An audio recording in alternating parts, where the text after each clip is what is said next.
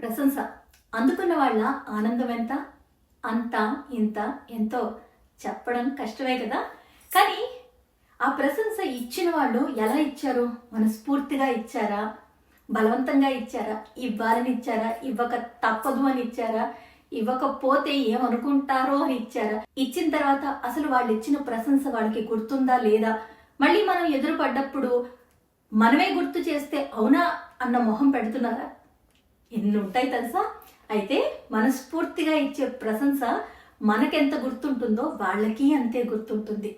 అయితే ఇచ్చి మరిచే వాళ్ళని పక్కన పెడితే ఆ ప్రశంస అందుకున్న వాళ్ళ సంగతి ఏంటి చెప్పండి, ఎంత బాగుంటుంది. కానీ ఇచ్చిన వాళ్ళు మనస్ఫూర్తిగా ఇవ్వలేదు, మరిచిపోయారు, ఏదో తప్పదని ఇచ్చారని తెలిసినప్పుడు ఆ ప్రశంసకి విలువే ఉంటుంది కదా. సరే, ఇప్పుడు మీరు నాకు ఇచ్చే ఒక మంచి ప్రశంస ఏంటో కామెంట్ రూపంలో చెప్పండి. కానీ నాకు బాగా నచ్చాలి, ఇప్పటిదాకా నాకు ఎవ్వరూ ఇవ్వండి అయి ఉండాలి. సరేనా?